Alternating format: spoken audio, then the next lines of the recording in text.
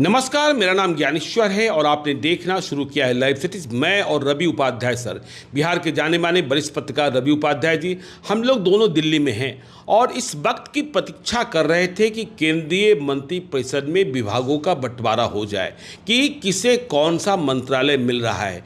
देखिए, बिहार के 8 चेहरे मंत्रिपरिषद में शामिल किए गए, 4 कैबिनेट बने, जीतन राम मांझी, गिरिराज सिंह, ललन सिंह और चिराग पासवान, बाकी 4 राज्य मंत्री बने।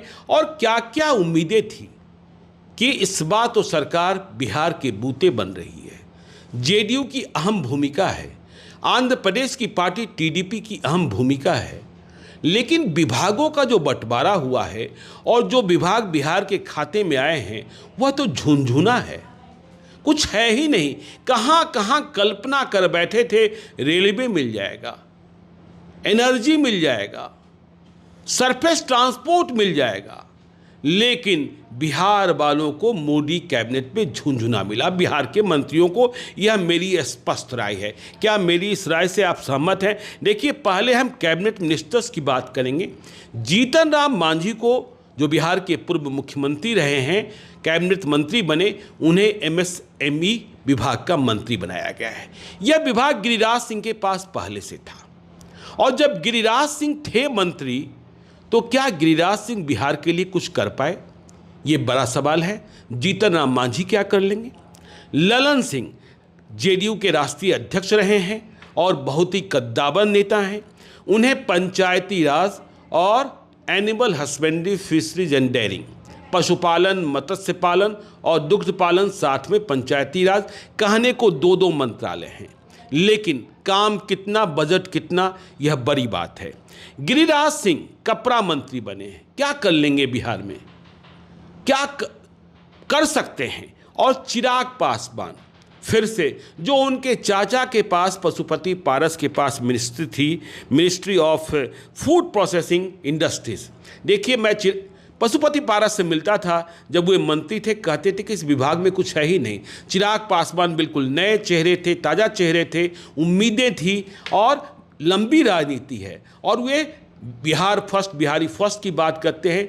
लेकिन देखिए, उम्मीदें आप इस विभाग से कर सकते हैं, लेकिन जो अनुभव रहे हैं कि बिहार में इस उद्योग के मार्फत से करने के लिए कितना बचेगा, क्योंकि चाचा पारस कहते थे इस विभाग में कुछ है नहीं, तो यह झुनझुना ही तो मिला। और रवि सर क्या कहेंगे आप? देखिए, निश्चित रूप से जो 4 कैबिनेट मंत्री है जिन पर हम लोग, आप सबका विभाग पोर्टफोलियो बता भी दिए, सबकी निगाह, पूरे बिहार की निगाह लगी हुई थी कि इस बार लगता है कि बड़ा मंत्रालय जो बिहार से जुड़ा हुआ, जो आम आवाम से जुड़ा हुआ, जिससे पब्लिक इंटरेस्ट की बात होती है ज्ञानेश्वर जी, तो हम लोग वही चाहते थे। और बिहार के तमाम लोगों की इच्छा थी कि रेल मिलता, ऊर्जा मिलता, या अन्य जो शहरी विकास मिलता, स्वास्थ्य मंत्रालय मिलता, शिक्षा मिलता, तो ये सब कुछ नहीं मिला।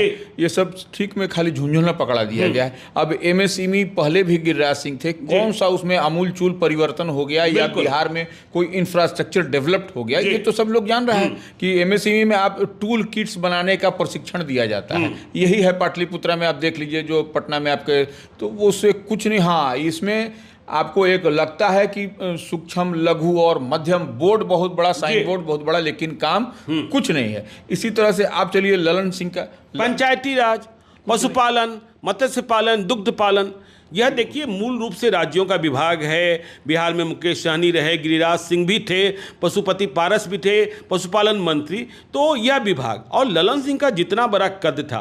और देखिए, यदि हम चर्चा करें कि बार्गेन करने में विभागों की बात, पहले तो बात ये हुई कि जेडीयू को 4 मंत्रालय मिलेंगे, फिर 3 की बात हुई कि ललन सिंह बनेंगे, रामनाथ ठाकुर बनेंगे, सुनील महतो बनेंगे, फिर 2 ही पर समझौता हुआ क्योंकि टीडीपी को भी 2 ही विभाग मिल रहे थे।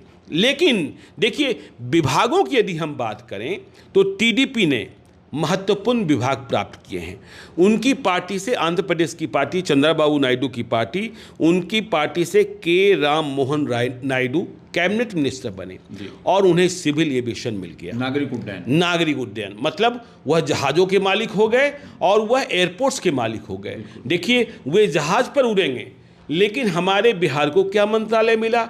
दूसरा बड़ा दल हमारे पास था जेडीयू, हमें जहाज़ तो नहीं मिला, हमें रेलवे भी नहीं मिला और हमें चढ़ने के लिए बस भी नहीं मिला, मतलब ट्रांसपोर्ट भी नहीं मिला। कोई जहाज़ ले गया और हम रेल और बस भी हासिल नहीं कर पाए। कनेक्टिविटी की बात होती है कि एक जगह से दूसरे तो फ्लाइट से आप कनेक्टिविटी की बात, कैसे अब कहा जा रहा है कि दरभंगा में एक संजय झा के मेहनत ने रंग लाया, वहां पर कनेक्टिविटी एयरपोर्ट की बात हुई, तो यहाँ पर गया, पूर्णिया, कई जगहों पर। पूर्णिया देखिए, चिराग पासवान के लिए कहा जा रहा था जितने स्मार्ट हुए हैं और जितने दूरगामी सोची हैं और जिस तरीके से उन्हें अपनी राजनीति बढ़ानी है कि उन्हें सिविल एविएशन मिनिस्टर बनाया जा सकता है। ज्योतिरादित्य सिंधिया थे पहले, उन्हें बड़ा विभाग मिला है।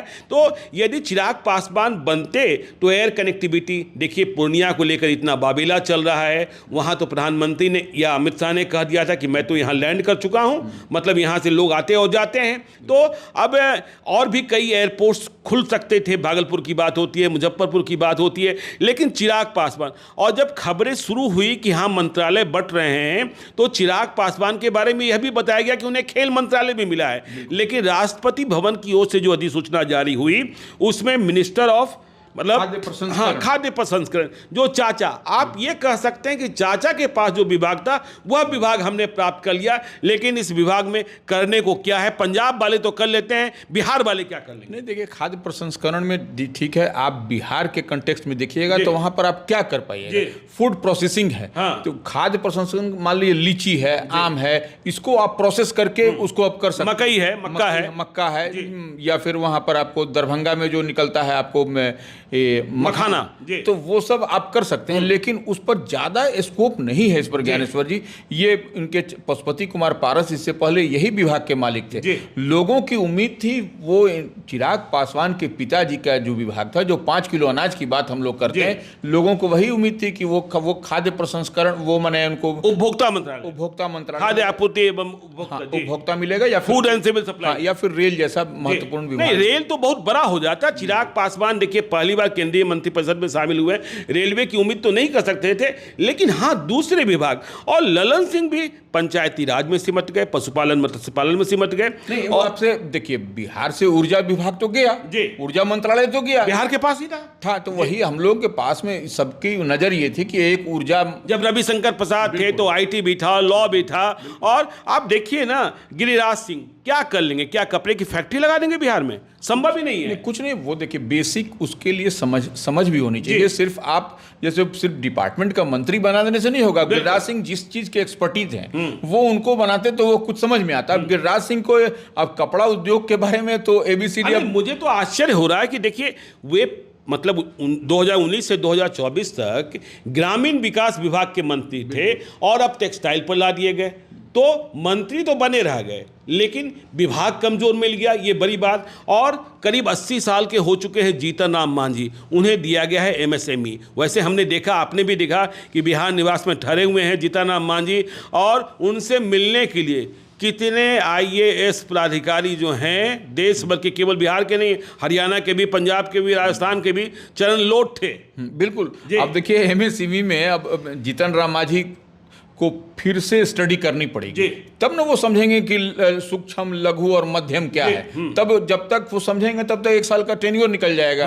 बिहार को गिरिराज सिंह समझकर कुछ नहीं कर पाए। वही हम कह रहे हैं ज्ञानेश्वर जी, तो वो बिहार को इससे माने कुछ लाभ होने नहीं जा रहा है। इन सब जितने विभागों की जो कैबिनेट विभाग की हम लोग चर्चा कर रहे हैं, आप किसी से कोई लाभ नहीं होने जा रहा है। तो यह विभाग को एक तरह से समझा जाए, बिहार से जो आपके पास में जो मैसेज आ रहा है लाइव सिटीज को, वही आ रहा है कि बिहार जो है सो जितनी उम्मीद पाल रखा था वह उम्मीद नहीं पूरी झुनझुन। और देखिए टीडीपी, देखिए यदि उनके कैबिनेट मिनिस्टर एक बने के राम मोहन नायडू, उन्हें सिविल एविएशन मिल गया, तो जो उनके स्टेट मिनिस्टर बने चंद्रशेखर पेम्मासामी, तो उन्हें ग्रामीण विकास, रूरल डेवलपमेंट भी मिला और उन्हें कम्युनिकेशन भी मिला।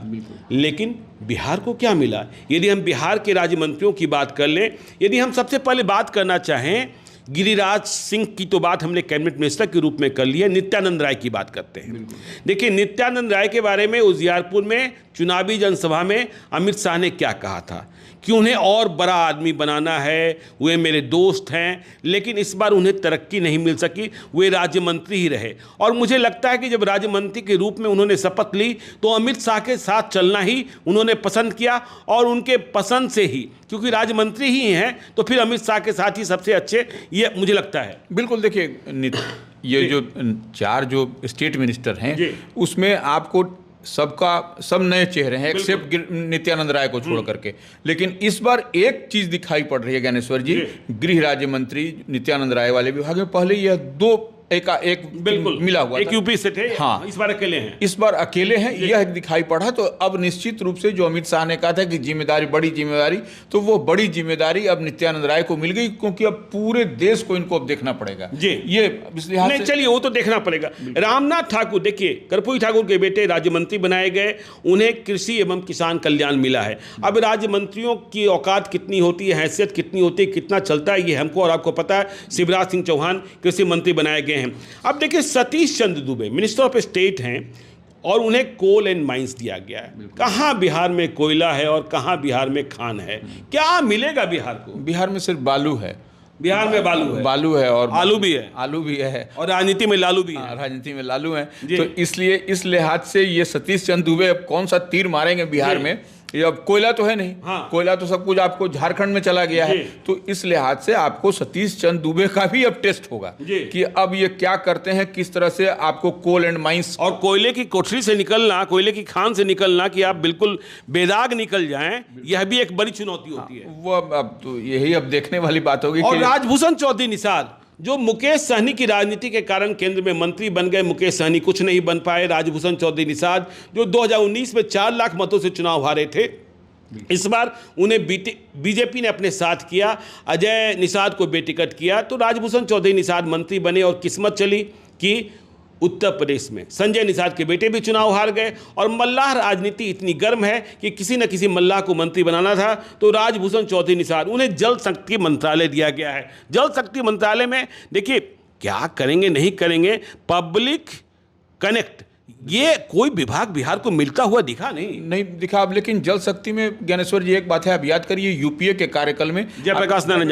यादव होते, तो उसमें फ्लड फाइटिंग के समय, जो नेपाल के समय में जो आपको इधर पानी आता था, तो वहां पर बोल्डरिंग पिचिंग का काम होता था, उसके लिए भी फंड राशि में दिक्कत आती थी, वो हमको याद है उस समय। लेकिन राज्य मंत्री है तो वो भी राज्य ही स्वतंत्र प्रभार थे क्या? वो नहीं, स्वतंत्र नहीं, वो भी राज्य मंत्री ही थे, जयप्रकाश नारायण यादव। तो हमको याद है कि किस तरह से पिचिंग होता था और उधर से किस तरह से रिसाव को रोकने के लिए या बोल्डरिंग पिचिंग सब किया जाता था। तो उसके लिए भी माने हाय तवा मचता था। तब जब त्राहिमाम संदेश जाता था बिहार से, तब जो है सो वहां से फंडिंग होती थी। खैर अभी तो बिहार में डबल इंजन की सरकार है, तो ये प्रॉब्लम नहीं होगा, तो ये और नहीं होनी भी चाहिए। तो ये अब इनका भी एक तरह से अब इस तरीके से हम देखें तो बीजेपी ने सभी बड़े विभाग अपने पास ही रखे हैं और सहयोगी दलों को ऐसा कोई विभाग नहीं दिया कि वे कह सकें कि हाँ हम और हमारी कृपा से यह सरकार है। लेकिन ये देखिए टीडीपी के साथ तो नहीं हुआ, ये भी टीडीपी को सिविल एविएशन मिल गया और उनके स्टेट मिनिस्टर को रूरल डेवलपमेंट भी मिला। दोनों नए चेहरे हैं जी, दोनों फर्स्ट टाइमर हैं। जो कैबिनेट भी मिला, जिनको सिविल एविएशन मिला, नागरिक उड्डयन मिला, वह भी जो है सो फर्स्ट टाइमर है। और जो स्टेट मिनिस्टर बने हैं टीडीपी से, वह भी फर्स्ट टाइमर है। चिराग पासवान खेल मंत्री भी बन जाते तो बिहार में कुछ स्टेडियम बन जाते, खेलों का स्कोप बनता।